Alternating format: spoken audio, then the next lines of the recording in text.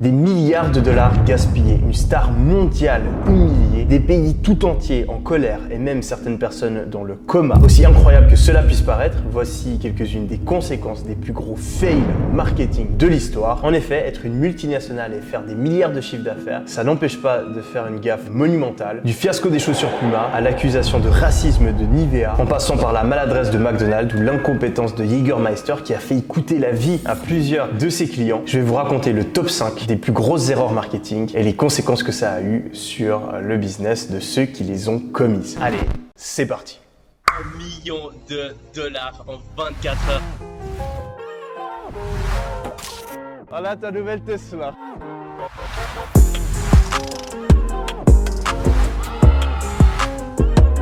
Il y explique comment il est passé d'étudiant fauché à millionnaire en seulement un an. Et le suivi, on se retrouve sur la chaîne numéro 1 qui parle de business au niveau francophone. Vous le savez, on est une énorme famille de personnes motivées à changer leur vie grâce à l'entrepreneuriat et vous pouvez nous rejoindre, c'est gratuit. Vous avez juste à cliquer sur le petit bouton juste en dessous où c'est écrit s'abonner, ça me fera super plaisir. Aujourd'hui, on va faire un top 5 des plus grosses conneries qui ont été faites par certains marketeurs. On s'intéresse toujours aux réussites, mais c'est aussi intéressant de regarder les fails et de voir que ça arrive vraiment à tout le monde. Je sais que j'ai fait de grosses erreurs dans mon parcours et je pense que si vous vous lancez, peut-être que vous aussi. Mais ce qui est important, c'est d'apprendre et vous allez voir que même si ces entreprises ont fait n'importe quoi, aujourd'hui elles pèsent toujours des milliards. Donc accrochez-vous bien parce qu'on a parfois affaire à des champions du monde de la connerie. Mettez vos ceintures, à vos marques, prêts, partez. En 5e position, on retrouve Puma. Nous sommes le 2 décembre 2011. Les Émirats Arabes Unis fêtent leurs 40 ans. Et à cette occasion, Puma va décider de faire un modèle de chaussures spécial avec les couleurs du pays. Donc ça part d'une bonne intention et c'est pas les premiers à l'avoir fait parce que un an auparavant, la marque Superga avait fait 6 chaussures différentes aux effigies de 6 pays différents. Bon, après, on peut imaginer que ça n'a pas trop bien marché parce que Superga, personnellement, je connais absolument pas cette marque de chaussures. On va aller regarder d'ailleurs à quoi ça ressemble. Bon, ça va, c'est pas trop moche. Bon, à chaque fois que je vois des chaussures, j'essaie d'imaginer qui c'est qui porterait ce genre de chaussures. Et là, franchement, Superga, je vois bien un mec gentil, genre un mec sympa, tu vois, qui parle pas trop et qui est tout le temps avec un sourire comme ça. Niais. Je porte des Superga. Bref, ils pensaient avoir une bonne idée, ils font ces chaussures avec les couleurs du drapeau des Émirats Arabes Unis. Et malheureusement, ils ont fait une erreur que commettent pas mal de personnes, c'est qu'ils ne se sont pas assez renseignés, ils n'ont pas fait une bonne étude de marché et donc ils commettent une maladresse interculturelle. En effet, dans la majorité des pays musulmans, et c'est le cas pour les Émirats Arabes Unis, la chaussure est considérée comme impure. C'est d'ailleurs pour ça que les musulmans vont enlever leurs chaussures pour faire la prière et donc leurs chaussures vont indigner pas mal de gens. Leur coût marketing, c'est pas une réussite. Et on va lire de nombreux commentaires négatifs, comme celui de Aïda Al-Bouzaidi qui dit qu'un drapeau national représente un pays et ce qu'il signifie, et il est absolument incorrect de le faire figurer sur des chaussures ou sur quoi que ce soit qui est porté au niveau des pieds. C'est un grand manque de respect. La leçon à retenir et qui s'applique à toutes les entreprises qui souhaitent s'internationaliser, c'est qu'il faut étudier les nouveaux marchés dans lesquels on va se lancer. Non seulement parce que ça peut nous éviter de faire des gaffes, mais aussi parce que ça peut nous permettre de réaliser de meilleures opérations marketing. Mais cette polémique n'est pas le seul caillou dans la chaussure de Puma. Poum poum poum ta. Beaucoup plus récemment, et vous l'avez peut-être vu, Puma a subi une nouvelle polémique, encore une fois sur une chaussure, non pas parce qu'ils ont utilisé les couleurs d'un drapeau, mais parce que la chaussure ressemblait carrément à Hitler. Et oui, vous avez bien entendu. Par contre, il va falloir s'accrocher et avoir pas mal d'imagination parce que la ressemblance est pas frappante. Donc voilà une image, et si vous regardez la chaussure depuis en haut, on voit la bande noire qui longe l'avant des baskets, et ça, ce serait donc les cheveux de notre cher Adolphe, et on aurait la languette noire qui ferait office de moustache. Donc je sais pas ce que vous en pensez, personnellement je trouve que c'est un poil tiré par les cheveux, mais je trouve que c'est bien de mettre la pression sur ces grosses multinationales. Sinon ce serait trop facile pour eux, on pourrait pas les concurrencer avec leur budget marketing illimité. Donc franchement les amis, continuez à mettre la pression à Puma. Personnellement j'ai toujours préféré Nike. Numéro 4. À la 4e place de ce classement, on retrouve Nivea. Le 31 mars 2017, la marque publie une petite pub sur sa page Facebook. Et c'est là que les problèmes commencent parce que leur slogan, c'est tout simplement White is Purity. En français, le blanc, c'est la pureté. Et vous vous doutez bien que ça va déclencher un raz-de-marée sur les réseaux sociaux. Donc il y a un hashtag qui est lancé pour boycotter la marque. Ras-le-bol. Les gens s'amusent à détruire les pots de crème, les jeter à la poubelle. Et partager tout ça sur Twitter. Donc Nivea va assez rapidement supprimer le post. Le porte-parole de la marque va faire ses excuses à la BBC. Il y a eu des inquiétudes sur des discriminations ethniques à cause du post du déodorant Nivea sur notre page Nivea Moyen-Orient, blablabla. La marque représente la diversité, la tolérance et l'égalité, bref, du beau blabla pour essayer de rattraper les pots cassés. Mais malheureusement pour Nivea, le calvaire ne s'arrête pas là parce que leur pub va être détournée par des groupes suprémacistes blancs qui vont l'utiliser pour faire de nombreux mimes et relayer leur message sur les réseaux sociaux. Double ras-le-bol. Ce qu'on peut apprendre de leur erreur, et ça c'est vraiment quelque chose d'important dans toutes vos actions marketing, et c'est quelque chose qu'on a tendance à oublier, c'est tout simplement qu'il ne faut pas être con. Parce que franchement, pour laisser passer ça, fallait vraiment pas en avoir beaucoup là-dedans. J'arrive toujours pas à comprendre comment ils ont pu faire cette erreur.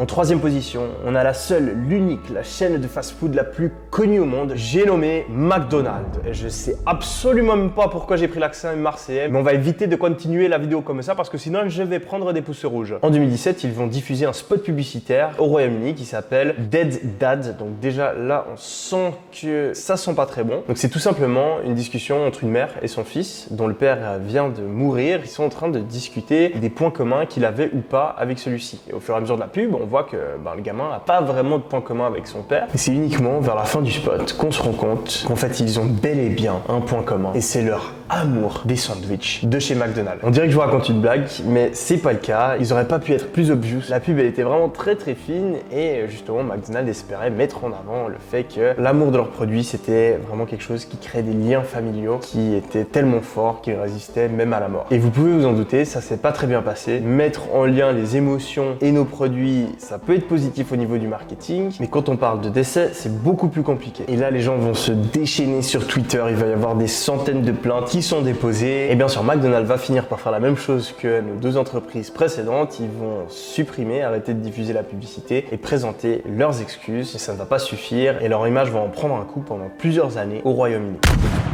On passe à la deuxième place et on retrouve Jägermeister, la marque allemande de liqueur. Et ouais, les Allemands, ils sont peut-être bons au foot, mais pour faire des publicités, c'est plus compliqué. Afin de célébrer un nouveau lancement, ils vont organiser une énorme pool party. Donc c'est au Mexique en 2013. Ils vont inviter plus de 200 personnes et ils vont distribuer des shots de Jäger, etc. Bonne ambiance, on s'amuse. Sauf que pour rendre la pool party encore plus spectaculaire, les organisateurs ils vont avoir la bonne idée de mettre de l'azote liquide dans la piscine afin de faire cet effet de fumée que vous avez peut-être déjà vu. Mais ce qu'ils n'avaient pas anticipé, c'est que dans la piscine, il y a du chlore et que azote liquide plus chlore, ça donne du... Et ben non, pas protoxyde, mais bien trichlorure d'azote. Et ça, c'est pas top pour le cerveau humain, je dirais même que c'est toxique. Résultat des courses, des dizaines de personnes tombent dans les pommes, il y en a 9 qui sont envoyées à l'hôpital et il y en a même une qui reste 18 jours dans le coma. Donc ils n'ont pas communiqué sur les pertes que cet incident a provoqué, mais on peut imaginer que ça se chiffre en millions de dollars avec tous les frais médicaux, leur réputation qui en a pris un coup. Et franchement les amis, je trouve que c'est une bonne chose parce que le Jägermeister, on va pas se mentir, c'est dégueu. Et toutes les personnes qui boivent ça, elles méritent une bonne bouffée de trichlorure d'azote. Tac, tac, tac, il est chaud, il est mieux aujourd'hui. Numéro 1. La première place, la médaille d'or, est décernée à Pepsi en 2017. Encore une fois, pendant cette année maudite, vraiment pour toutes les entreprises au niveau marketing, Pepsi va réaliser un spot avec Kendall Jenner, la demi-sœur de Kim Kardashian. Et dans le spot, on la voit partir d'un shoot photo, enlever sa perruque, joindre une foule de manifestants, de plein d'origines différentes. Elle va prendre une canette de Pepsi et la tendre à un policier en signe de paix. Le policier va prendre la boisson et boire une gorgée sous les applaudissements et les acclamations de la foule. Donc de premier abord, on voit pas forcément le problème, sauf qu'en 2017, il y avait de nombreuses manifestations à propos de Black Lives Matter et la publicité ressemble assez à une photo qui avait fait le tour des réseaux sociaux quelques mois auparavant, où on peut voir Licia Evans, une manifestante noire, immobile devant les policiers lors d'une manifestation en Louisiane. Donc la polémique va prendre une énorme ampleur, il y a même la fille de Martin Luther King qui va se moquer de Pepsi sur Twitter. Des millions de personnes sont indignées, Pepsi nous fait la spéciale multinationale et nous sort de belles longues phrases en s'excusant de ce qu'ils ont fait. On va même porter leurs excuses à Kendall Jenner, qui malgré elle se trouve au milieu d'une énorme polémique. Et en vrai, c'est pas si souvent qu'on peut voir Kendall gêné.